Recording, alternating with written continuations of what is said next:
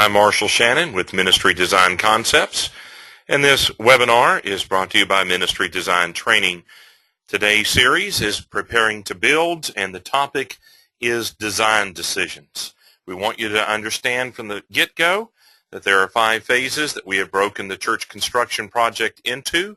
Whether you're doing a renovation project, building out a big box, or building brand new on your own property or on new property, adding on to an existing facility or a mixture thereof, that you're going to have a preparation time, a planning time, a design time, a building time, and then you have to steward the facilities God has entrusted to you.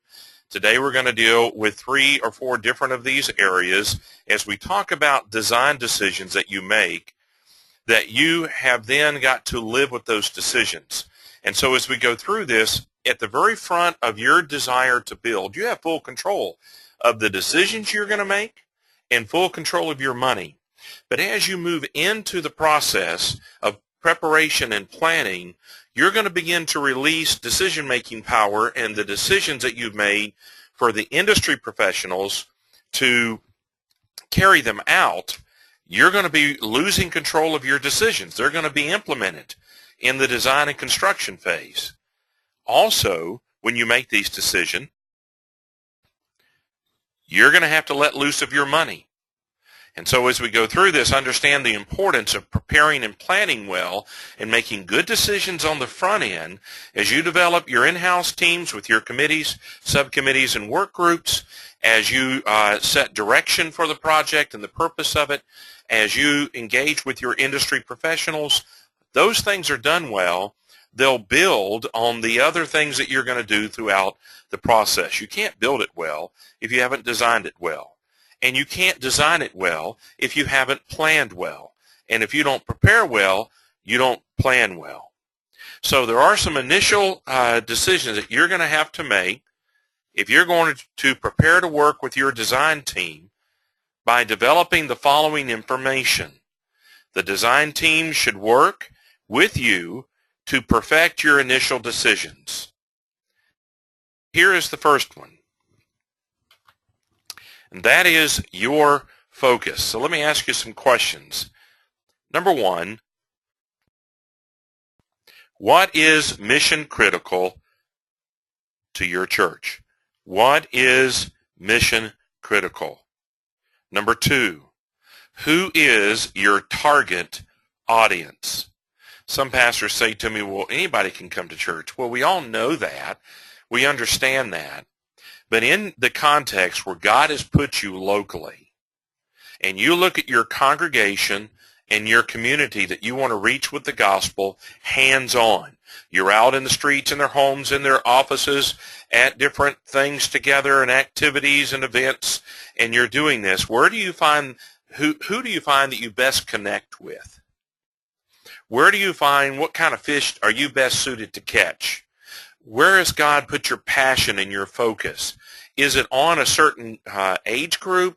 Is it on a certain family setting, singles or families or young marrieds with no kids, or empty nesters where their kids are gone, or grandparents, or a mixture of those things? Is it a nationality, an ethic group that you're targeting? In your focus, who really are you shooting for? There's wisdom in narrowing that down. It doesn't mean that you tell the other people, well, you just have to find somewhere else to go to church. It's that you have integrated into it and examined and drilled down into your own heart and passion and your walk with God to analyze where you're being really successful at reaching people, where you're burdened for and you see the needs that you just feel compelled to go to those people. And Paul and Peter and these, the apostles and disciples, some were called to the Gentiles, some to the Jews. And then on you go in the different areas where they went. So if that fits within the framework of your theology, I hope it helps you. If it doesn't, you just reject it. Number 3, who are you building the facility to reach and serve? In other words, you're going to cultivate a building program from the preparation stage where you're bringing together vision clarity, define mission, values that have been identified and established that you're functioning by, so you don't violate the code of your congregation, who they are, their genetic code, their DNA.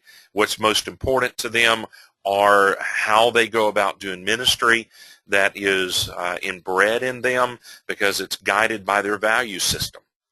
So as you do this, who are you cultivating the building program for? For your existing congregation, or for the unchurched or the de-churched in your community? So it really comes down to your focus of where you think God wants you to focus and how he wants you to balance your disciple-making activity. Number 4, what do you hope to accomplish in the new facility? And how are you going to marry together your existing facility, if you have one, with your new facility? You've got to have clarity of focus. Think of a laser beam instead of a shotgun. Turn the cone around, that they would, the megaphone that they would cheer through, cheerleaders would cheer through, that's a cone, and turn that around. Instead of looking through the small end, look through the large end and bear down on your focus through the little bitty hole instead of the big one. Well, you've got to bring this to bear, because if you're going to give direction, and you must give direction to the design team, it's going to require that you be able to speak with clarity and narrow your focus down so that they know what they're designing. Then let's talk about your funds. What can you afford? Well, let's just start with a very simple formula. Number 1, how much can you borrow? Have you talked to lenders yet? Have you gone and sat down and prepared a financial package? Maybe a mortgage broker? There are, on the website here, different companies like ECCU and Bank of the West. They're national companies that can help you if you meet the qualifications. But do you know what the qualifications are? Have you started researching that part? Listen, there's no sense going through all the trouble of spending maybe hundreds of thousands of dollars on the preliminary preparation and planning and not have some idea about what you can borrow if you're planning to borrow money. Now, I've only worked with one church in my decade of helping churches professionally build churches, build their buildings, that didn't need to borrow money. They were full of very wealthy people, and they each were going to ante up and take care of the $6 to $8 million project. But that's rare, folks. Everyone else has had to borrow money that I've seen build. Now, secondly, along with this, how much can you raise? If you're going to do the stewardship campaign yourself, are you going to have a consultant come in or some hybrid of that? But how much can you raise? Number 3, how much do you have on hand, or can you liquidate from your current assets, or can you get your hands on so that you have a pot of gold sitting there already? And let me give you a suggestion. If you're planning ahead properly, as you should be in your strategic planning, you might have forecasted and been managing the growth of your church to project that in 5 years you were going to need to add an auditorium, fellowship hall, educational building, recreational building, family life center, more ball fields, some kind of start a second campus or relocate entirely, that you knew in your game plan this is where it was headed. So here's a little trick. Didn't come from me. It came from Guy Altizer, who now is retired from church here in South Carolina, a good friend of mine.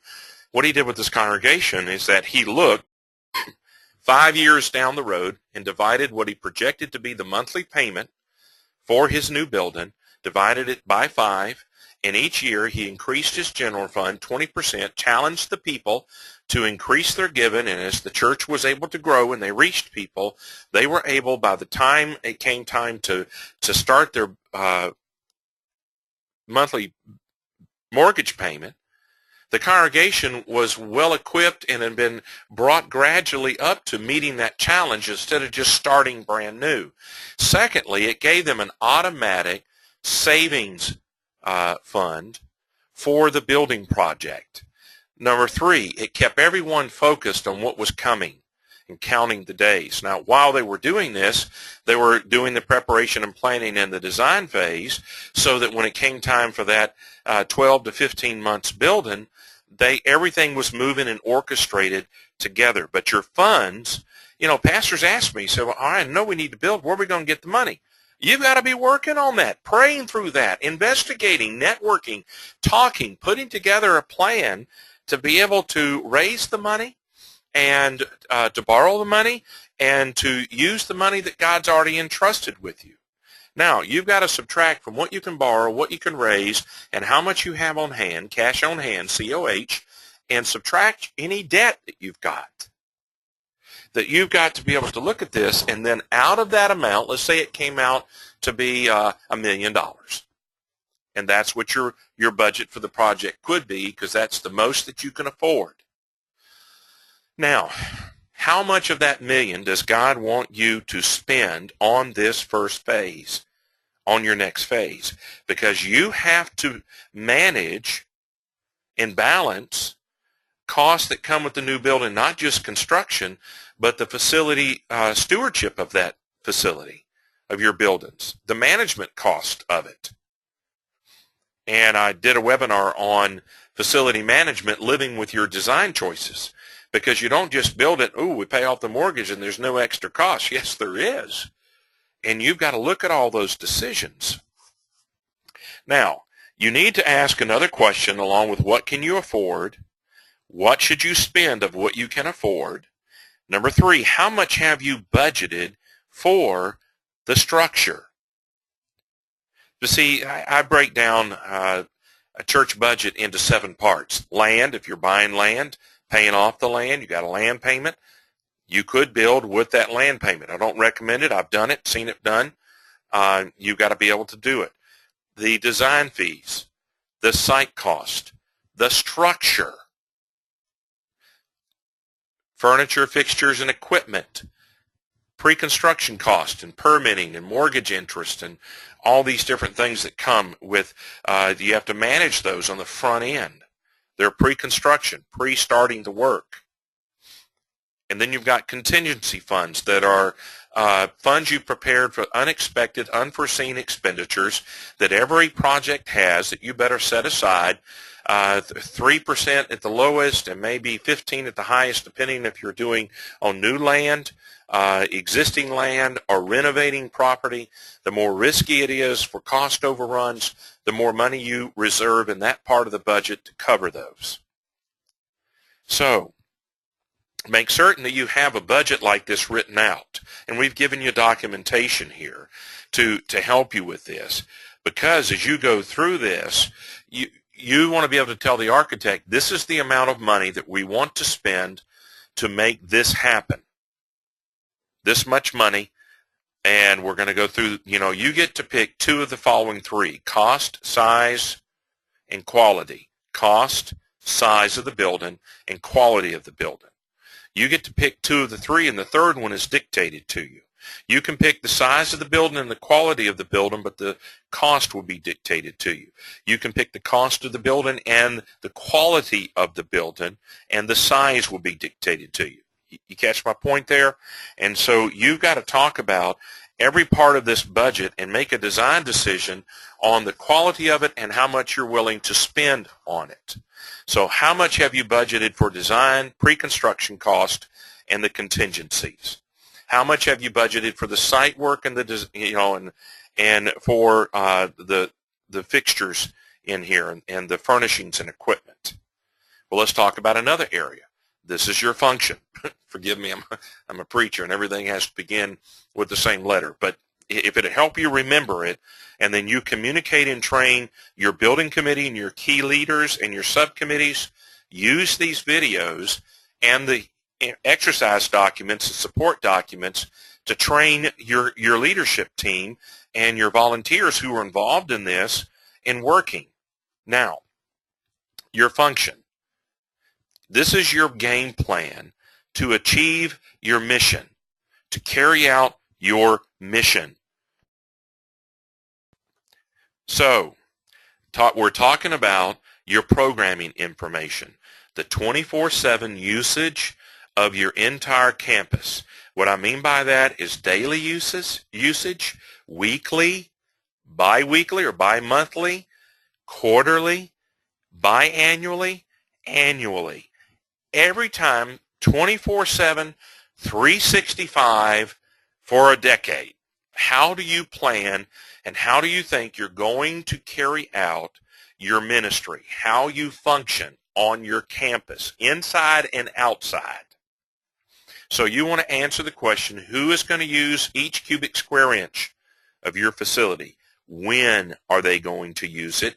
Where are they going to use it? How are they going to use it? And what are they going to be doing? Is that clear? So you've got to answer for every cubic square inch of your campus, inside and out. Who's going to use it? When are they going to use it? Where are they going to use it? How are they going to use it? What are they going to do? And you've got to communicate your philosophy of ministry. Your value system, your mission, and your vision need to be clearly stated and explained, articulated, and kept in front of the design team so they're headed to the same destination in the same way, guided by the same principles and values that you have. If you fail to do that, they can veer off course. It is natural for automobiles to get out of alignment. It is natural for human beings to get out of alignment with God, and it is natural for design teams and churches to get out of alignment with each other and even out of attunement, out of heart agreement, and out of agreement with each other as they go through this process. So you want to talk about your philosophy of ministry with your worship, your education, your fellowship, your recreation, and anything else that you're doing. They need to know how you function. Then let's talk about your fashion. We're talking here about the quality and quantity and cost, but really the style, buildings, and campus that you desire. What is your heart's desire? Now, are you going to, if you have existing buildings on your existing facility and you're going to build another time on it, and it's been years since you built, and you're looking at your existing context, your community, and you see that it's the style and culture and every quality of the buildings, it's changed. You need to build a different kind of building. When it comes to the fashion of the building, the aesthetics, the way it's put together inside and out, do you need to take your existing buildings and bring them up to match your new one? Or do you need to design the new one to match your old one? Or do you need to reach some kind of happy midpoint there? But you still need to address it. So what style buildings do you desire? What quality, number 2, what quality construction do you want? So do you want just workmanship that is just getting it installed at the lowest price because dollar is of the most value, savings? Or do you want craftsmanship? So you want something that's put together well, both if you bought it or if you had a craftsman build it on site. What about the quality of your materials, your furnishings, your fixtures, your equipment? What about the quality of the design? You look at all the materials that you're building the building out of and what you're putting in it and on it and around it, and you've got to really give the design team some guidance here. And I'll use this comparison, all right? Chevy, Buick, Cadillac. Chevy, Buick, Cadillac. Chevrolet, through the years, has been every man's car. Made it where they all could get one. My dad owned numerous of them. My sons have a couple of Chevys. And so they bought GM product. But you catch my point. Buick is in between the Cadillac, the high-end, and Chevrolet. Now, they all have 4 wheels, steering wheel, a motor transmission, air conditioning, and so forth. But the quality of a building can go Chevy, Buick, Cadillac, and even higher than Cadillac. But you've got to communicate, because you can blend together the different parts of your facility to communicate we're going to build a whole complex here in the worship area, the foyer, the gathering area. We want it to be Cadillac. But in the gymnasium where we're going to be playing indoor soccer and volleyball and kickball and maybe practicing football and baseball in there if you've got a Christian school or you're using it as a community center, that you say we want it built well, but it doesn't have to be fancy-dancy at all. You want to blend these together. And you can even blend the different buildings together with the quality as you wish and as your pocketbook can go. And so you're looking at low, moderate, and high quality. Then let's talk for a moment about value versus commodity. Good stewardship is not about the lowest price. It's about getting the most effective use from your ministry funds. You've got to manage everything about you in your value system and the building you want and the folks you're building the building for to give you some guidance about where to spend a little more money and where you're wise to spend $2 to get something instead of $1 because it's going to live 3 times as long instead of just 1 time as long as the dollar purchase. And so you have to sort through that. It must fit. Your decision needs to fit your context and your ministry design. So it's Luke 14:28 through 32. What man goeth to build a tower that does not first count the cost? And so think strategically about the life cycle, the life expectancy, and the quality of life, the life cycle cost, the total cost of what you're investing into your building. The point is, make your dollars count in the way that God wants them to count. Now let's talk about your forms. You're making design decisions about all of these areas. With your forms, number 1 is your surveys, your boundary surveys, and your topo survey. Now, we've provided for you a minimum requirement for topo survey so you can know what to ask the surveyor to prepare for your design team. Or you can wait until you engage with your design team and get their direction as to what they want for their work. The architects, the engineers, civil engineer are going to want certain things.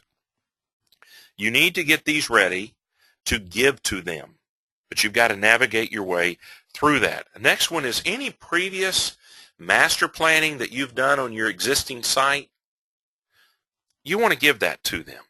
Any as-built, number 3, any as-built plans of your existing buildings, where an as-built plan is when those buildings were built, the architect who designed the building and went through the building process, you could have paid him to have made the changes to his original plans to reflect, to correctly show how the building was built. And when you do this, you'll end up, and then all your maintenance and facility managers and facility maintenance guys and your custodians, and the next time you build, all of those people will be able to see clearly what you built. So you want to pull out any as-builts if you possibly can so they can see where everything is. Because you do make changes during construction that needs to be a record kept of those changes and accurately show on those plans where that water line is now, where that electrical panel is now, where that ductwork runs now, what the real size of that room is now. So the fourth thing is former research documentation. Any previous soil testing that you did, phase 1 environmental, other research and investigation results that you have done, pull all of this together, put it in orderly form, make copies of it. Hopefully you have it electronically stored and prepare to give it to your design team. Next thing, you've got to be able to communicate to them not only your focus, funds, function, fashion, and forms, but your future. And this is your vision, your destination. Where are you going? How will you get there? What will it look like? If you don't understand what I mean by vision, about how to cast vision so that people are energized and become enthusiastic about it, understand this. years ago, my wife and I and our sons were given a cruise. And when we went to pick the cruise line to go on and where we were going, they didn't just show us a compass to say we're going in this direction, or a MapQuest map showing where the ship was going and where we would go on tours by, we're going from this port and then we're going to this port, and it's just written description of, port B to port A to port C, and you get there and they're going to drive you to this street and this museum. No, they showed us what? Color brochures, a video showing all the fun they were having on this safari, or swimming with the stingrays, or going to see these historic ruins, our museum, and they showed us pictures and a video and people having fun and the benefits and all, and the food on the cruise with describing it. And so they do somewhat like that of what Moses did in Deuteronomy 7, verses 7 through 10. He talks about the promised land as being that which was a land flowing with milk and honey, springs of water both in the hills and the valley, precious metals like copper in the land, all kinds of fruit and vegetables there, that they would have abundance of food, and animals. He drew a mental image, a brochure if you would, a video in their minds where they could see it with their mind's eye. That's what I mean by vision. Now, you've got to be able to give them growth projections for each ministry in your church. And this comes from your vision as to where you're headed as a ministry, and how you see your ministry growing in your strategic planning from mile marker to mile marker. And so if you're going to relocate, you need to tell them. If you're going to stay put, you need to tell them. If you're going to multi-site, one of my associates from pastor large church, they're fixing to start a second campus. You want to be able to tell them, if you're going to build and plant a church, and you're the mother church and you're planting church, or you're going to be one church in multiple locations, or you're going to stay put, or you're going to relocate your whole campus. And so you want to be able to figure these things out. So will you relocate your church? Will you stay put on your existing property? Will you develop a multi-site ministry on other property? Will you build or renovate property for a church plant? If your campus setting and you're talking about this, where are you going to move? So in the preparation, you're preparing these documents so that you and the design team can plan together before they begin to design.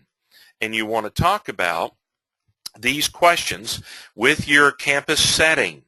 What field do you want for your campus?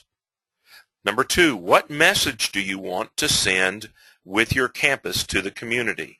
Number 3, what do you want to accomplish on and with your campus? I mean, are you going to build out a city block and it's wall-to-wall pavement and sidewalks and trees and bushes, and then a shingled roof or metal roof?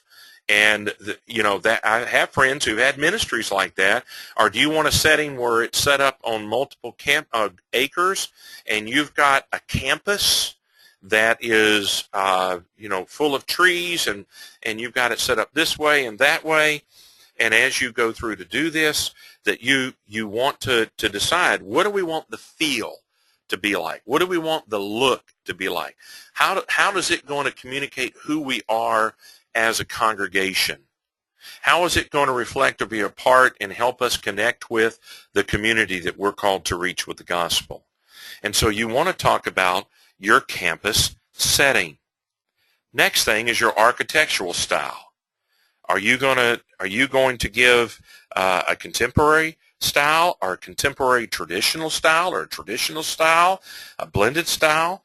Do you want to have a colonial style building, or maybe Spanish? And depending on where you are in the United States, in the mainland or in Alaska or Hawaii, that you're going to build a building, and is it going to match your existing facilities? Are you going to change your existing facilities to match your new facilities? You've got to talk about these things and make some architectural styling decisions.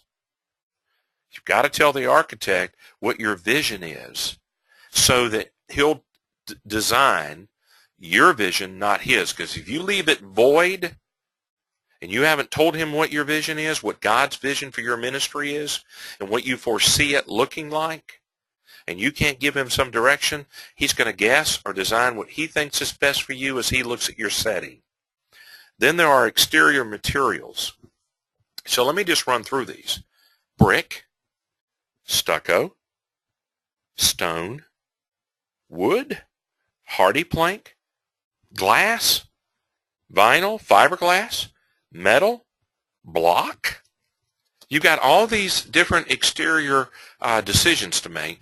My wife helped me a number of years ago with a church that we built, and it was a little bitty auditorium, 250 seats with a foyer, restrooms, mechanical room, and a small connector to their existing facility. So it was a small project. But on that project, there were 11 different finishes on the exterior part, the outside of that building. Somebody had to make which materials are we going to use, and then you've got to talk about the quality and the texture of it, the color of it. You've got all these different decisions to make. What about your roof coverings? You're going to have shingles, both regular or architectural, metal or blended, or some other roofing material that you would choose? What about the interior walls? Drywall, concrete wall, block, brick, wood paneling, or some other interior material that you would use on the inside of your building, or blending those together with durability, quality, aesthetics, so forth and so on.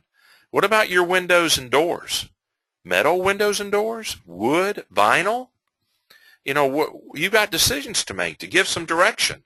And if you don't give them your preference for this and count the cost of each and its life cycle, both its front-end cost and the cost of that decision of that material or door or window over the life of the building, they're going to go put in what they think you want, or to give you something there.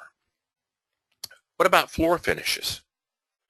And so when you talk about these things, your windows and doors, metal, wood, hollow, solid doors, floor finishes, carpet, vinyl, tile, wood floors, or some other, what are you going to choose and where? And what quality are you going to pick to match your budget? Ceiling finishes, drywall, suspended ceilings, or some other kind of ceiling, open exposed, where you can see the metal and the rafters, the metal rafters that are running through there, wood rafters running through there. How are you and what decisions are you going to make? You've got to decide. What about your mechanical decisions? HVAC. You're going to use a heat pump in your area, natural gas, some other form, oil. Use a wood stove to heat your facility. What about your water heater?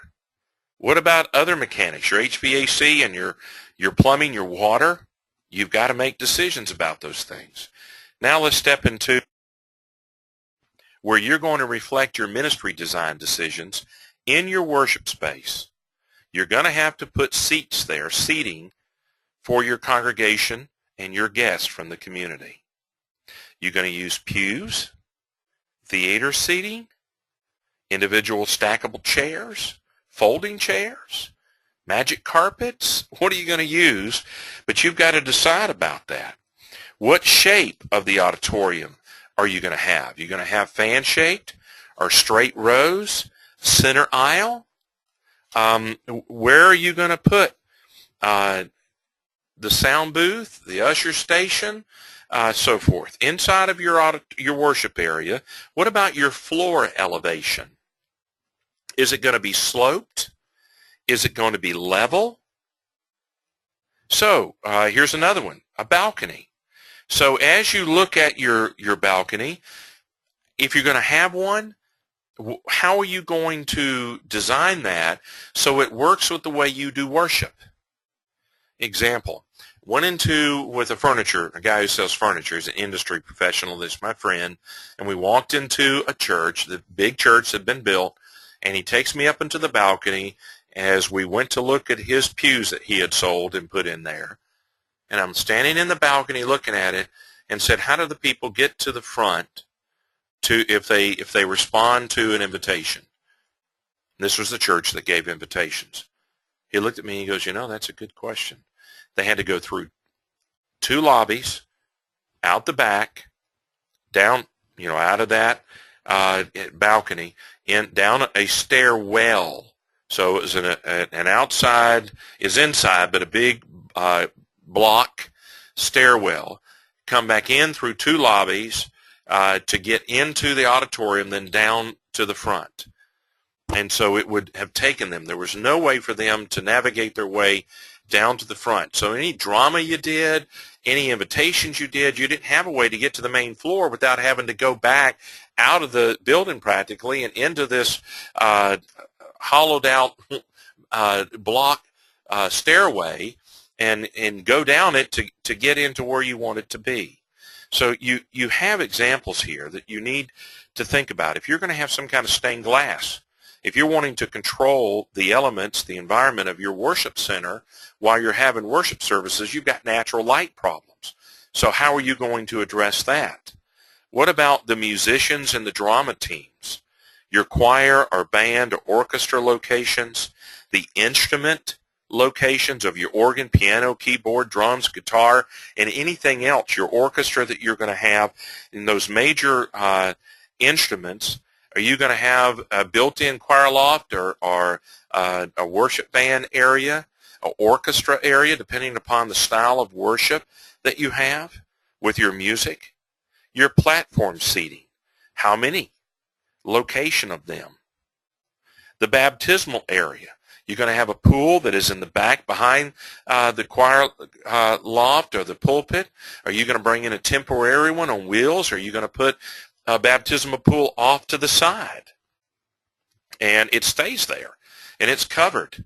But that you want people to be able to see it. I've seen it done all these different ways.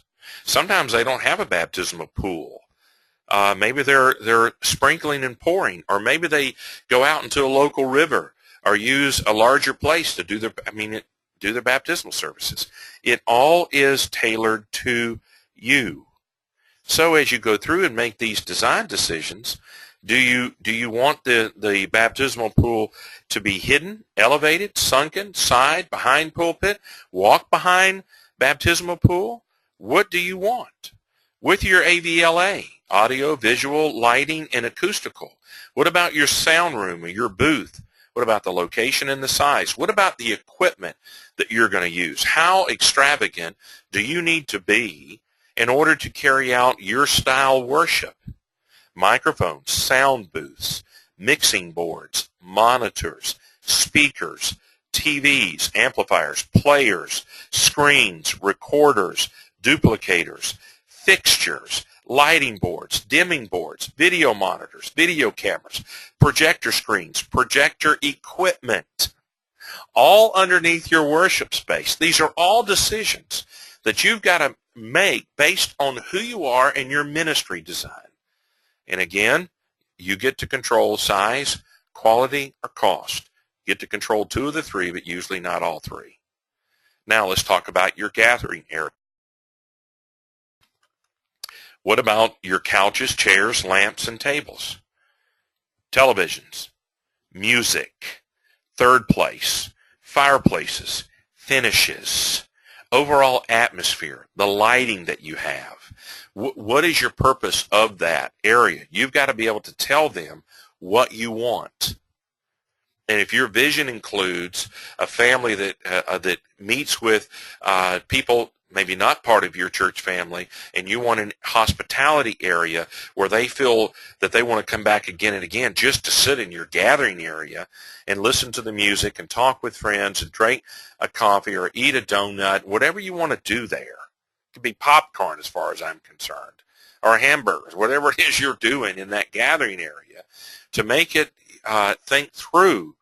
If you're going to serve food, do you want a preparation area there, a cleanup area? You're going to have a separate room for that? Think through your gathering areas. Then your restrooms. Are you going to have what in your restrooms? The locations of them, one big one, or two big ones, but big ones are multi.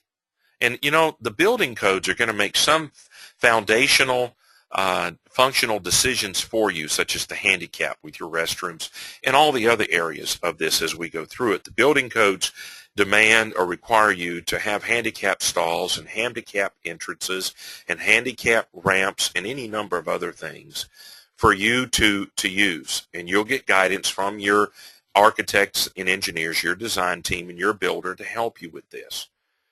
But what about a lounge area, changing tables, family restrooms? That's a separate restroom where a husband can take in a little girl, or a wife can take in maybe a handicapped husband, or mom can take in a handicapped son and have their own private restroom. And then the sizes of them, the number of them, a bridal suite. Here's something that I want to throw out in front of you. Repeatedly, all over the country, for years, I've gone into facilities that were designed primarily by male architects, engineers, and they have created the men and women's restroom the same size.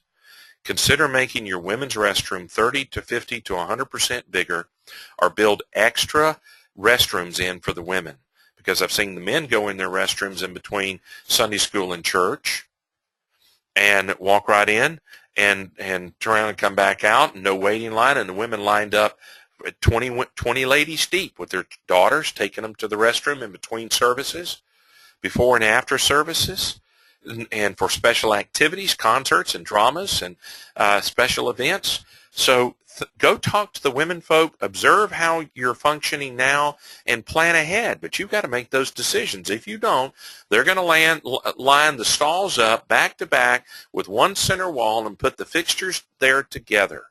You've got to decide things like with your commodes.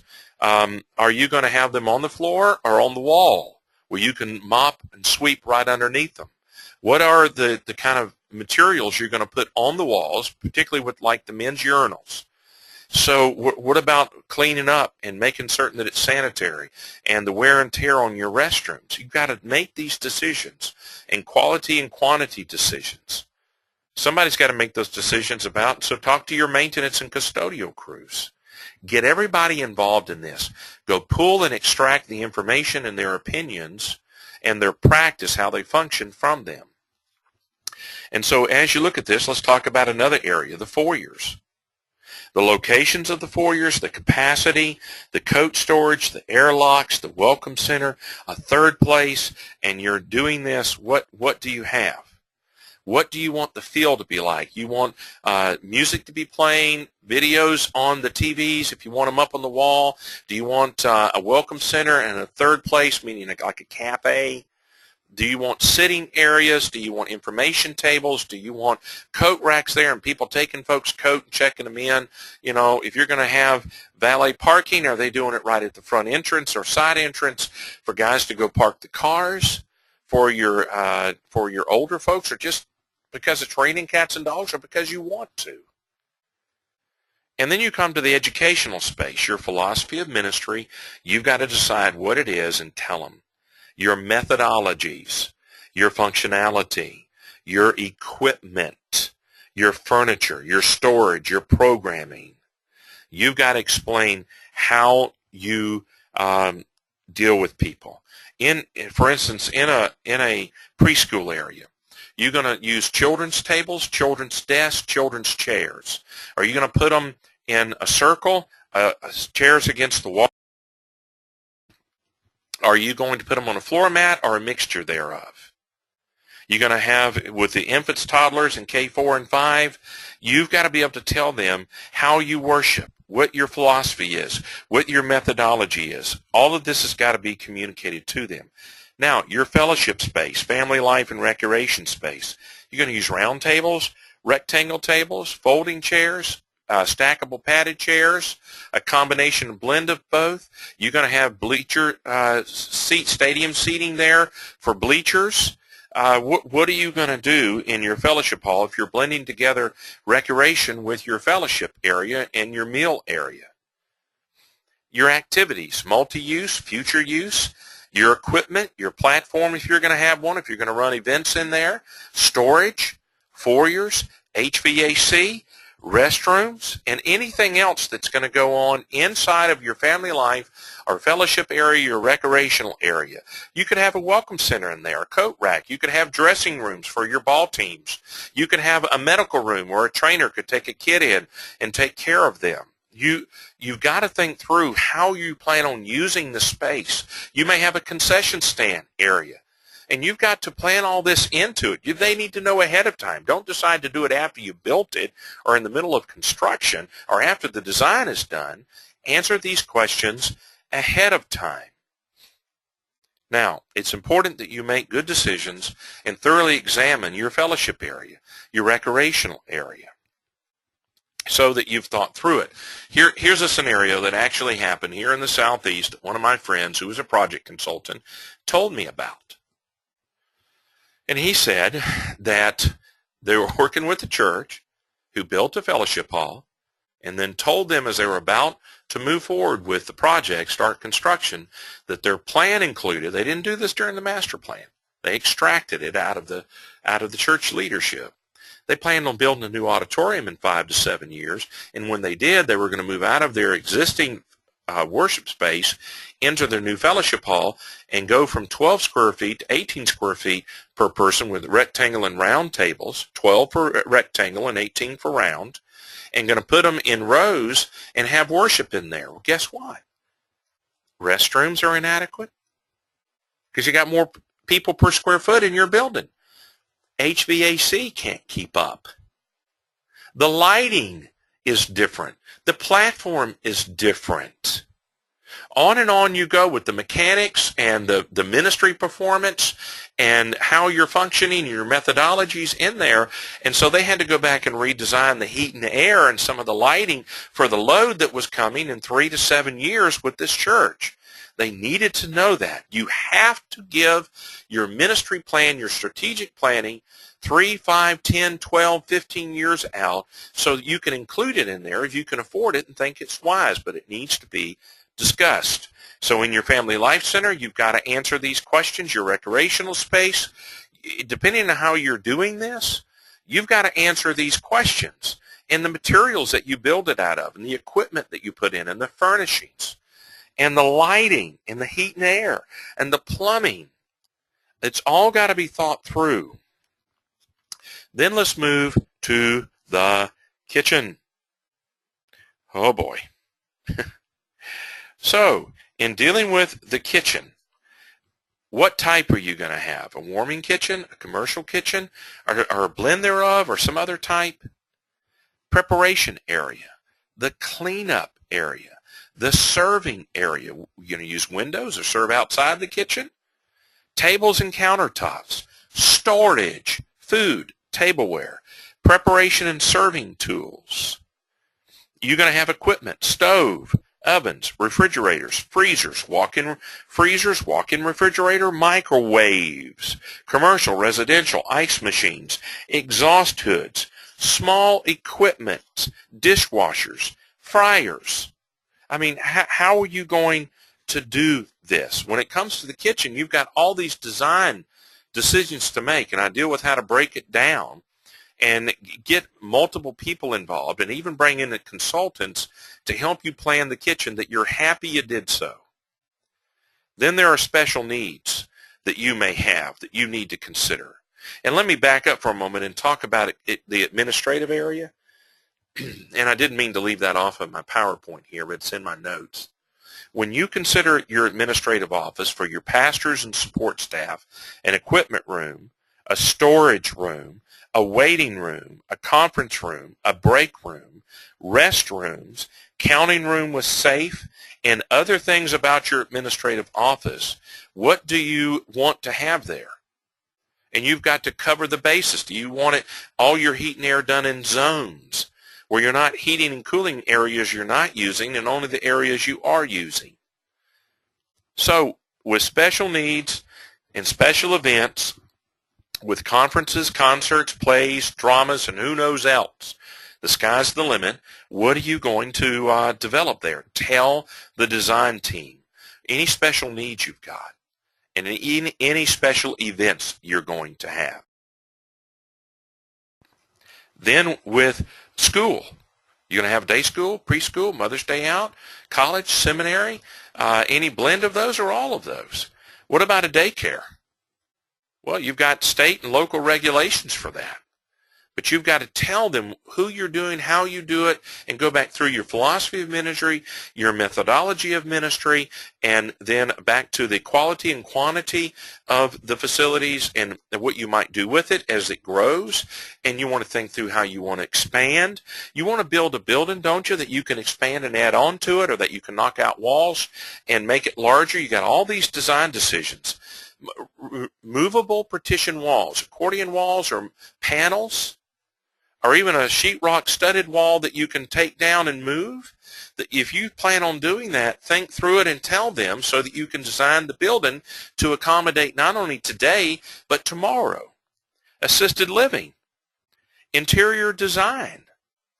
You've got to talk about these things.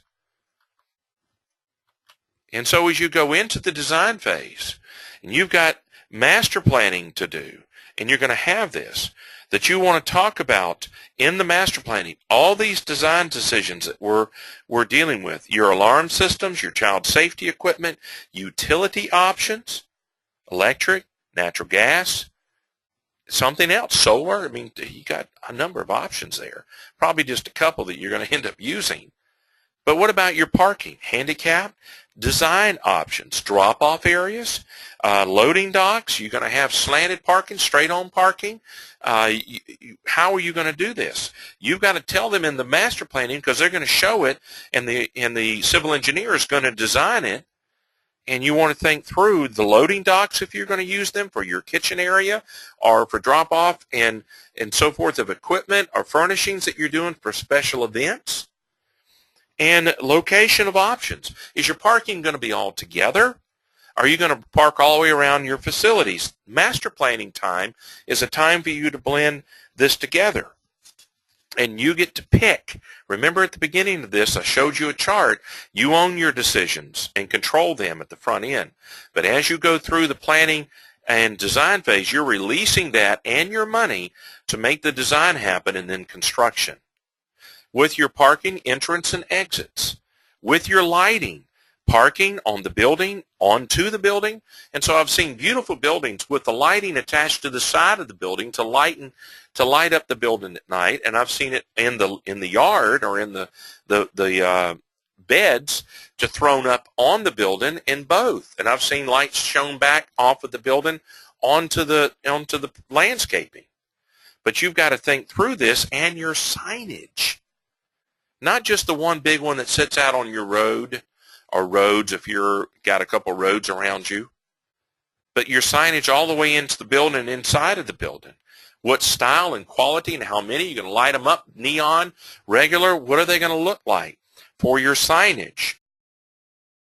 Your exterior sound system where you can make announcements. If you're going to have parking attendants, you're going to have a little place for them to store their stuff. Inside, outside, and place to put medical tools or equipment. You've got to think through all of this. You go through your master planning, then you move into your construction drawings after you have verified your lending and funding and what percentage of your funding are you going to be able to get and how much money you've got on hand minus your debt. So you've just set a budget and everything is good to go. You're happy with all of it. The local authorities have signed off on your master plan that you've shown it to them. Maybe you had to get an amendment to the zoning rules for you to be able to build this building. You've gone through all that work. Everything is cool. All the requirements are met. And now you can do the construction drawings because you're going to spend a fair percentage of your architectural fees on architectural and engineering fees with your MEPs, mechanical, electrical, plumbing, structural, and your civil engineering. You've got your structural, your mechanical, electrical, plumbing, your fire protection, your civil engineering documents, your interior design, your audio-visual lighting and acoustical, and your technology, your IT, and you've got to confirm your final project budget. Here's a little tip to you. All the way through this thing, from the beginning of preparation through the end of construction, continually re-estimate and revisit your budget to make certain that you're staying within it for several reasons.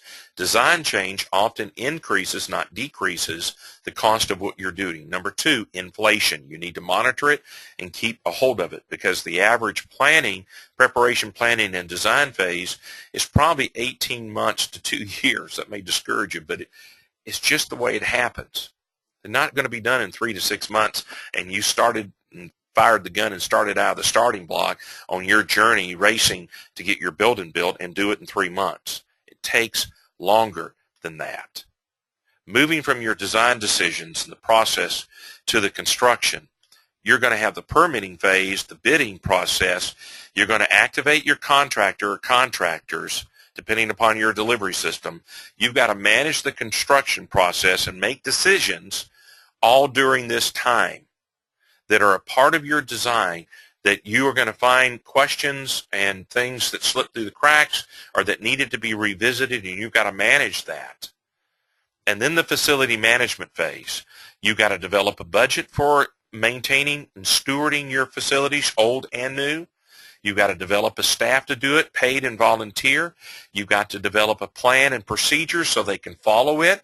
They need a budget, a plan, a game plan for it, the procedures to follow so they know how to maintain your facilities, operational manuals fit in this, maintenance schedules, record keeping that is done, and you've got to manage the warranty period during that first year and on it, depending upon the warranty of the products that you put in your building. All of these are design decisions that you're going to have to live with for the life cycle of that, the life expectancy of your building in your ministry. It is important that you start marinating and meditating on these things and researching and talking to other churches and anybody you can get your hands on to get information you need to help you make a good decision about what to put in and on your building, what equipment to have, what materials to build it out of, what furnishings to put there, what fixtures to use. It's all a part of it. So I'm Marshall Shannon, your pre-construction navigator with Ministry Design Training, and our company is Ministry Design Concepts. You can reach me at this email address, or either one of these numbers will ring our phone in our office and our cell phone. And so I trust the Lord richly bless your efforts as you give the proper time to make good decisions that will honor God and well serve your church and community for years to come. May God protect you and provide for you as you move ahead to serve Him.